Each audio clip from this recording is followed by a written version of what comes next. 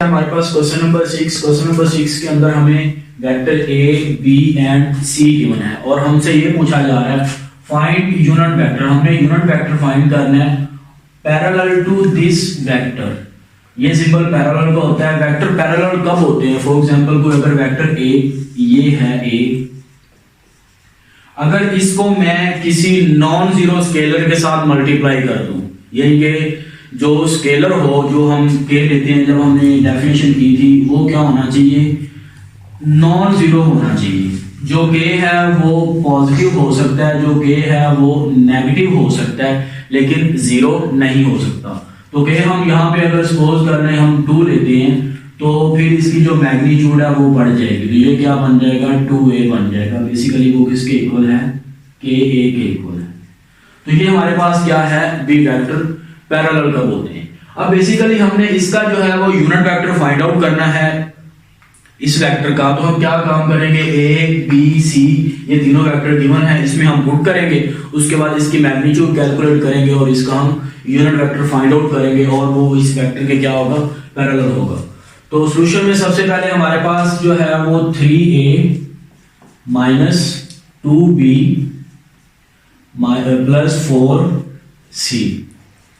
तो अब जो है वो a वेक्टर हमें गिवन है 3 इंटू a वेक्टर किसके इक्वल है? 3i minus j minus 4k। फिर माइनस 2 इंटू b जो वेक्टर है वो किसके इक्वल है? माइनस 2i माइनस 4j और माइनस 3k। फिर हमारे पास है 4 इंटू सी वेक्टर हमारे पास है i plus 2j minus k। अब ये जो स्केलर्स हैं इनको हम अंदर मल्टीप्लाई करेंगे तो ये हो जाएगा हमारे पास 9i माइनस 3j और माइनस 12k। और ये हो जाएगा प्लस का 4i plus 8j plus 6k। और ये हो जाएगा प्लस 4i प्लस 8j और माइनस 4k। अब जो i वाले हैं उनको इकट्ठा कर लेते हैं, j वालों को इकट्ठा कर लेते हैं और k वालों को इकट्ठा कर लेते हैं, फिर इसकी मैग्नीट्यूड हम कैलकुलेट करते हैं।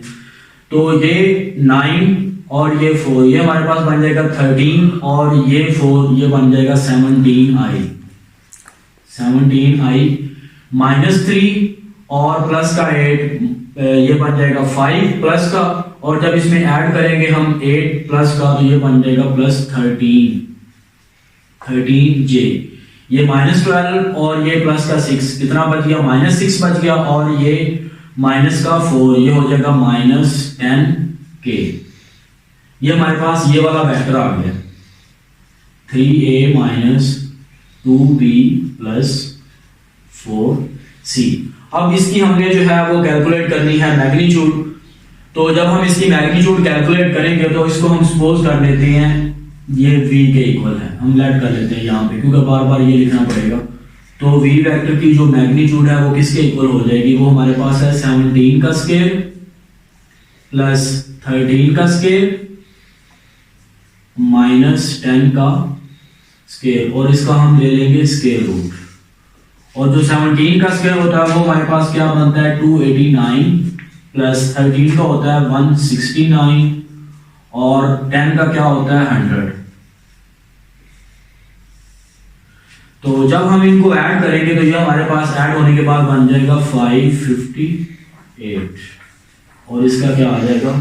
स्क्वायर रूट आ जाएगा। ये हमारे पास इस वेक्टर की क्या आ गई है? मैग्नीट्यूड आ गई। अब हमने क्या कैलकुलेट करना है? इसका यूनिट वेक्टर कैलकुलेट करना है। तो यूनिट वेक्टर का फॉर्मूला हमें पता है वो किसके इक्वल होता है? Vector over magnitude. तो वेक्टर हमारा यही होगा 17i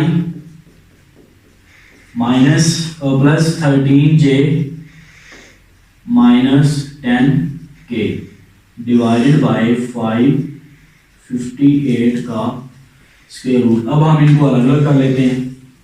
ये हो जाएगा 17 ओवर 558 का square root into i plus 13 over 558 का square root J minus 10 over 558 का स्क्वायर रूट इंटू के। यानी कि इस वेक्टर में हमने जब ए बी सी सारा कुछ पुट किया तो हमारे पास जो यूनिट वेक्टर है वो ये वाला है, वो इसके क्या होगा, पैरेलल होगा। हमारे पास है क्वेश्चन नंबर 7। क्वेश्चन नंबर 7 के अंदर ये कहा जा रहा है कि फाइंड अ वेक्टर। आपने एक वेक्टर फाइंड आउट करना है। पार्ट नंबर 1 मैं आपको करवा देता हूँ, लेकिन पार्ट नंबर 2 जो है वो आपने खुद करना है। पार्ट नंबर 1 में है उस वेक्टर की जो मैग्नीट्यूड है वो क्या होनी चाहिए, 4 होनी चाहिए, और वो पैरेलल होना चाहिए किसके, इस वेक्टर के। जब मैग्नीट्यूड की बात आती है तो उसमें फिर हमारे पास जो यूनिट वेक्टर है वो इन्वॉल्व हो जाता है। तो इस वेक्टर की हम जो है वो मैग्नीट्यूड सबसे कैलकुलेट पहले करते हैं। तो लेट इसको हम रखते हैं, ये वेक्टर v है 2i minus 3j plus 6k। तो इसकी जब मैग्नीट्यूड कैलकुलेट करेंगे तो 2 का स्क्वायर प्लस माइनस 3 का स्क्वायर प्लस 6 का स्क्वायर, तो ये बन जाएगा 4 प्लस 9 और 6 का स्क्वायर हो जाएगा 36। तो 36 प्लस 4 ये होगा 40 और ये प्लस 9 हो जाएगा 49। तो इसका मतलब है इसकी जो मैग्नीट्यूड आ गई वो किसके इक्वल आ गई है, 7 के इक्वल आ गई। तो अब हमें पता है जो यूनिट वेक्टर है उसका फॉर्मूला क्या होता है। यूनिट वेक्टर हम इस तरह से कैलकुलेट करते हैं, वेक्टर ओवर वेक्टर की मैग्नीट्यूड। अब जो यूनिट वेक्टर है उसकी मैग्नीट्यूड क्या होती है, 1, लेकिन हमने ऐसा वेक्टर फाइंड आउट करना है जिसकी मैग्नीट्यूड क्या होनी चाहिए, 4 होनी चाहिए। तो फिर हम क्या काम करेंगे, इसको हम 4 के साथ मल्टीप्लाई कर देते हैं। इधर भी हमें 4 के साथ मल्टीप्लाई करना पड़ेगा। अब हमारा वेक्टर चूंकि ये है, इसके पैरेलल हमने वेक्टर बनाना है तो यही वेक्टर हम लिखेंगे। तो ये किसके इक्वल हो जाएगा, 2i minus 3j plus 6k divided by इसकी जो मैग्नीट्यूड है वो हमारे पास आई है 7।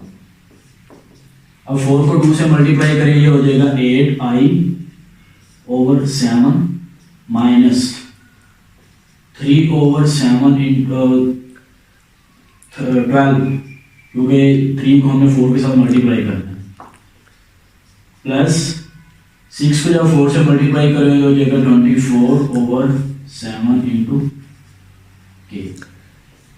तो ये जो वेक्टर है इस वेक्टर के पैरेलल है, लेकिन इसकी मैग्नीट्यूड क्या है, 4 है, क्योंकि हमने इसको 4 के साथ मल्टीप्लाई कर दिया। अब जो इसका सेकंड पार्ट है वहां पे मैग्नीट्यूड क्या गिवन है, 2 गिवन है। तो आपने यहाँ पे क्या करना है, इसको 2 के साथ मल्टीप्लाई कर देना है, और जो वेक्टर है वो कोई और गिवन होगा तो उसके लिहाज से आपने इसकी मैग्नीट्यूड कैलकुलेट करनी है।